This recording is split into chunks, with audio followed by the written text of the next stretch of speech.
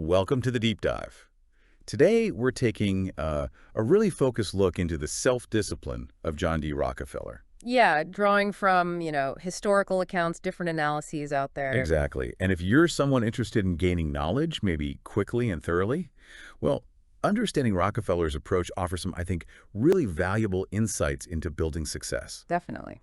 So the mission for you, our listener, is basically to pull out the key elements of his self-discipline. See how it showed up at different stages in his career. And find those actionable lessons, right? For entrepreneurs, sure, but really for anyone aiming for big goals. Absolutely. Now, everyone knows Rockefeller. Immense wealth, oil industry mogul. Synonymous, really. But today, we're zeroing in on the foundation, that sort of bedrock of his success. His, well, unwavering self-discipline. It's the core element we want to unpack. We'll walk through, 7 key stages of his career, looking at the signs of discipline, the benefits he got from it, and importantly, the lessons for us today. Sounds good. Should be quite the journey through his life, focusing on that one thread. All right, let's jump right in. Section 1, the foundations of discipline. This takes us way back. Early life, Richford, New York. And that first proper job he had at 16, assistant bookkeeper in Cleveland. That seems to be the real starting point, doesn't it? Yeah. Where the discipline approach really starts to crystallize. Oh, absolutely. And it's striking how early these traits pop up. You see 3 clear signs, I think. Okay. First, meticulous record keeping. I mean, from his very first paycheck, he kept this personal ledger. Ledger A, he called it. Every single cent recorded. Earned and spent. Think about that focus, that commitment for a teenager. It's pretty remarkable. Wow. Okay, what else? Second, his charitable giving started super early, again, at 16.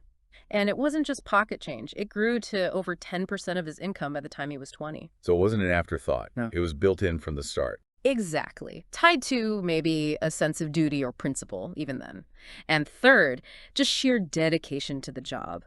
Long hours as a bookkeeper, sure, but he actually enjoyed the office methods and systems, as he put it. He found satisfaction in the order, in the process itself. Precisely. Yeah. He wasn't just going through the motions. So, okay, he's got these habits early on.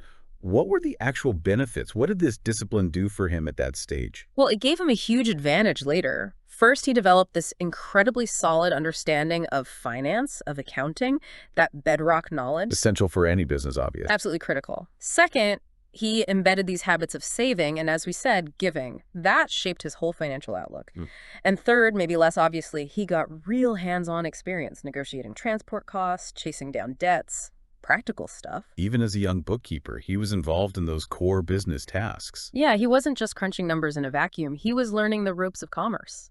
Okay, so for you listening, maybe you're just starting out or building something. What are the lessons here? 3 big ones, I think. First, track everything. That meticulous ledger wasn't just about counting pennies. It was about understanding financial health from day one. Know your numbers based. Know your numbers intimately. Second, maybe think about starting to give early. Integrate it somehow. It builds a different kind of perspective, maybe beyond just profit. Interesting point. And third, master the fundamentals. Whatever your field, really get good at the basics. His bookkeeping skills were the launch pad for everything else. Solid advice. Okay, let's move to the next phase. Section 2, choosing the path. This is him getting into commodities, the oil boom hitting. Right, around 1859, Pennsylvania, Ohio oil fever starting, lots of excitement, lots of volatility. And he makes a very specific, very strategic choice here, doesn't he? Not chasing the wildcatter. Exactly. Instead the risky, hit or miss business of exploration and drilling, he focuses on refining the oil. That shows, again, that disciplined assessment of risk versus reward. So what are the signs of discipline in that decision? Well, first, the focus itself. Choosing refining because the costs were, relatively speaking, more predictable than finding oil in the ground. Less gamble, more calculation. Okay. Second, his strategic partnerships. Bringing in his brother William, Samuel Andrews, who had the technical know-how, later the crucial Henry Flagler, building a team. Complementary skills. Not trying to do it all himself. Right. And third, even how he got initial capital. He borrowed from his own father, but listen to this, at 10% interest. A formal loan. Wow. Even with family, strictly business. Strictly business. Clear boundaries, clear terms. That's discipline in finances right there. So the benefits of these choices, focusing on refining, the partnerships, the loan. Well, the big one was choosing a more stable part of the industry. Yeah. It shielded him from the worst of the boom and bust cycles of drilling. Made sense. The partnerships brought in vital capital, yes, but also expertise he didn't have. Andrews knew refining, Flagler knew business strategy and railroads, and that loan from his father, it set a precedent. Financial discipline, accountability right from the start, no fuzzy lines. Okay, so lessons for entrepreneurs, for anyone learning from this. Again, 3 key things jump out. First, really analyze the value chain. Where's the stability? Where's the sustainable profit? It might not be the most glamorous part. Look beyond the hype. Exactly. Second, partner wisely. Find people who fill your gaps, who share your vision, whose values align. It's critical. Crucial. And third, formalize your finances. Always, even with friends or family. Clearer terms avoid so many problems down the road. It reinforces that disciplined approach. Good points. Okay, that leads us nicely into section 3. Efficiency at the core. This is the founding of Standard Oil of Ohio, 1870. Yep, and this is where that focus on efficiency becomes almost legendary. Obsessive, some might say. And it was a key differentiator, wasn't it? This relentless drive. Absolutely. It was their secret weapon in many ways. You see the signs clearly. First, this constant, unwavering fixation on saving costs, cutting waste, every little bit mattered. Anecdotes abound about that, don't they? Counting drops of solder, things like that. They do. Second, huge investment early on in R&D. But specifically to find uses for the byproducts of refining, things people were just throwing away. Like gasoline, initially. Exactly. Gasoline was practically a nuisance then. They turned it, along with tar, lubricating oils, paraffin wax, into valuable revenue streams.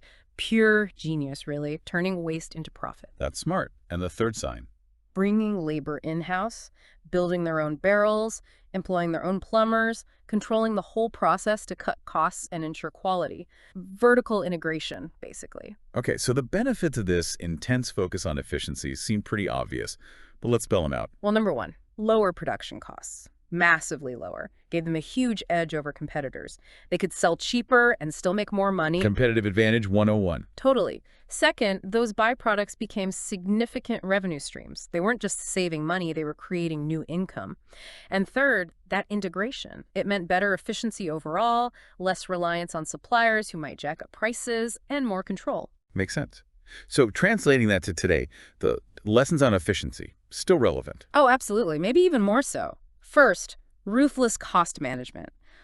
Always be looking for ways to trim fat, operate leaner, smarter, without sacrificing quality, of course. Yes. Second, optimize your whole value chain, every step. And yeah, look for that hidden value. Is there waste you could monetize? An inefficiency you could turn into an advantage. Always be questioning the process. Right. And third, think about strategic integration. Does it make sense to bring certain functions in-house? For cost, for control, for efficiency? It's a calculation worth making. Okay, powerful stuff. Now this leads into a more, shall we say, complex and controversial phase. Section 4, the system of growth. The 1870s, Standard Oil's rapid consolidation, including the notorious Cleveland Massacre. Yeah, we should clarify that for listeners. That term refers to a period where Standard Oil just rapidly bought out, or sometimes forced out, dozens of competitors in Cleveland, often using pretty aggressive tactics. It was aggressive, and it demonstrated a very systematic, maybe even clinical approach to growth, though, the ethics are still debated heavily today. Understandably. So what were the signs of discipline, even in this aggressive expansion? Well, first, the systematic way they targeted competitors. Often they'd literally show the competitor Standard Oil's books. To prove how much more efficient Standard was. Exactly. To basically say, look, you can't compete. Sell to us. It was a disciplined, data-driven, albeit ruthless, approach to acquisition. Wow, okay. Second, relentlessly pushing railroads for discounts, for rebates, using their massive shipping volume as leverage. That required discipline in negotiation and logistics. Play hardball. Big time. And third, building their own pipelines. Okay. A huge, disciplined investment to challenge the railroad's power and control their own transport destiny. A major strategic move. So the benefits of this systematic, sometimes forceful growth. Market dominance. Plain and simple.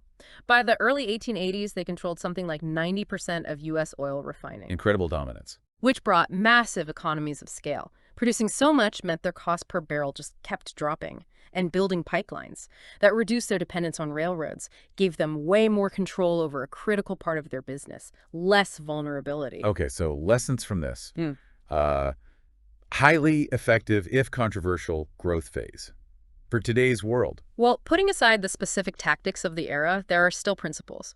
First, truly understand your competitive advantages. Know why you're better and how to articulate that, how to leverage it. be clear on your strengths. Crystal clear. Second, try to get control over key inputs and outputs in your supply chain. Reduce dependencies where you can. It builds resilience. Makes sense. And third, develop a systematic approach to growth. Don't just grow haphazardly. Have a plan, a process, whether it's partnerships, acquisitions, organic expansion. Make it replicable. Systematized success, in a way. Yeah. Okay. Now, Standard Oil is huge, a trust, leading to Section 5, navigating challenges. Yeah, managing this behemoth and dealing with the inevitable backlash, public scrutiny, legal challenges, Ida Tarbell's expose, the Sherman Antitrust Act looming. Required a different kind of discipline, managing the defense, managing the sheer scale. It really did, and you see signs of that discipline in how they responded. First, initially, a policy of, well, pretty much active silence with the press, a controlled, deliberate lack of engagement. Which later shifted, right, towards more managed PR. It did, yeah. More calculated publicity later on. Yep. Second, Rockefeller himself starts delegating more of the day-to-day, handing operational reins to key people like John Archbold, while he remained the largest shareholder, focused on strategy. That takes discipline, letting go. Trust in your team. Absolutely. And third, disciplined expansion continued, but into related fields. Iron ore, shipping on the Great Lakes, diversifying the family's industrial interests beyond just oil. Smart diversification. How did these disciplined responses help them? Well, the initial silence. Maybe it limited the damage somewhat, bought time, shielded them a bit from the daily attacks. Effective delegation was just essential. You couldn't run that empire otherwise. It kept the machine running efficiently. Right. And the diversification, it spread the risk. As pressure mounted on the oil trust, having other major investments helped secure the family fortune long term. So the lessons here for leaders facing challenges or scaling up. Three key things, I think. One, manage your narrative. Be deliberate about communication, public perception, press relations. Don't just let it happen to you. Be proactive. Or at least intentional. Two, effective delegation is non-negotiable as you scale. You have to empower capable leaders. You can't micromanage an empire. Very true. And three, think about strategic diversification. Where else can your skills, your capital, your resources be applied to reduce risks or open new doors? Good points. Okay, this takes us to a major shift. Section 6, the discipline of giving. Yeah, Rockefeller starts stepping back from Standard Oil's daily operations in the mid-1890s, even before he officially retired, and turns his focus really intensely towards philanthropy. And it seems he brought the same methodical, disciplined approach to giving away money as he did to making it. He absolutely did. It wasn't random check writing. Andrew Carnegie was an influence here, but Rockefeller really systematized it. You see the signs. First, using foundations as the main vehicle, a modern systematic approach, you could call it, targeted philanthropy. Okay. Second, focus. He didn't sprinkle money everywhere. He targeted specific areas, education, medicine, scientific research, public health, areas where he felt he could make a real measurable impact. Laser focus. Pretty much. And third, building institutions designed to last. The Rockefeller Foundation, the Rockefeller Institute for Medical Research, now Rockefeller University, funding the University of Chicago, Spelman College, creating enduring structures. So the benefits of this disciplined philanthropy, they were massive, weren't they? Immense and long-lasting. Huge advancements in public health, like practically wiping out hookworm in the American South. That alone was incredible. Wow. The creation of world-class institutions that are still major players in research and education today. And fundamentally, he helped shape modern philanthropy, that model of strategic, large-scale giving through foundations. Yeah. He was a key architect. So for people listening, thinking about their own giving, maybe on a smaller scale, Yeah. lessons from Rockefeller's approach. Definitely. First, be strategic. What impact do you really want to have? Have clear goals for your giving, make a plan. Don't just react. Right. Second, focus your impact. You can often do more by concentrating your resources in a few key areas rather than spreading them too thin. And third, think about sustainability. How can your giving create lasting change? Supporting institutions, building endowments, thinking long term. Build something that endures. Okay, finally, Section 7, a disciplined life.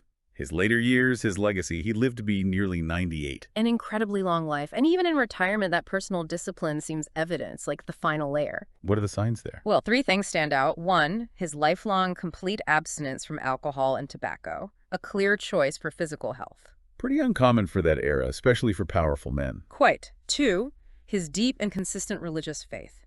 Regular church, Sunday school teaching, daily Bible reading. It was a core part of his life, providing, guiding principles. The moral anchor? Seems like it. And 3, his own outlook. He famously said his life was a long, happy holiday, full of work and full of play. I dropped the worry on the way. That suggests a disciplined mindset, choosing perspective, managing stress. Drop the worry on the way. Yeah. That's quite a statement after such an intense career. What were the benefits of this late-life discipline? Well, longevity, certainly. Good health into his late 90s is a pretty direct benefit. His faith likely provided solace, perspective, stability, and that ability to drop the worry suggests he achieved a level of contentment, of peace, perhaps through a disciplined mental approach. So final lessons for us, the listeners, from this last stage. Maybe 3 simple reminders. 1, personal health matters. Discipline there impacts your energy, your longevity, your capacity for everything else. Foundational. 2, maintain your core values. Whatever they are, they provide stability, especially through challenging times. And 3, actively seek balance and perspective. Manage stress, find joy outside work. It's crucial for long-term well-being. So wrapping this all up, it seems clear that from the first entry in Ledger A to his final years, John D. Rockefeller's journey was just fundamentally shaped by this remarkable self-discipline. Across every stage, yeah. Business, philanthropy, personal life, it's the common thread. And his story, looking at it through these 7 phases, really does give us powerful insights, I think, into the habits, the mindset needed for, well, significant achievement, whatever your goals are. Absolutely. And maybe a final thought for you, the listener, to chew on. Think about Rockefeller's disciplined approach, building that massive industrial machine back then.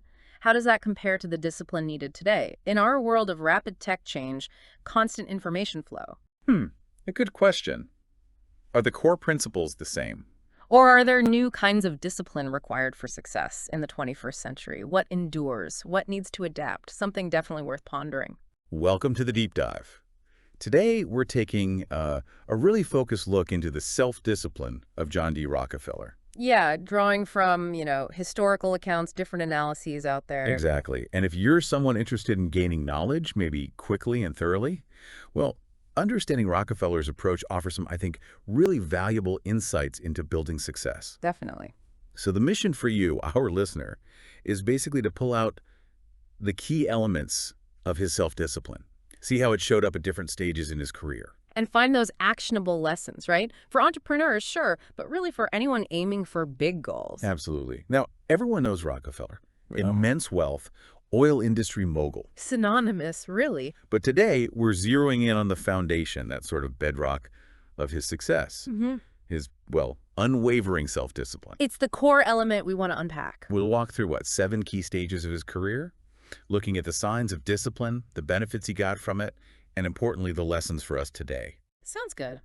Should be quite the journey through his life, focusing on that one thread. All right, let's jump right in. Section 1, the foundations of discipline. This takes us way back. Early life, Richford, New York. And that first proper job he had at 16, assistant bookkeeper in Cleveland. That seems to be the real starting point, doesn't it? Yeah. Where the disciplined approach really starts to crystallize. Oh, absolutely. And it's striking how early these traits pop up. You see 3 clear signs, I think. Okay. First, meticulous record keeping. I mean, from his very first paycheck, he kept this personal ledger.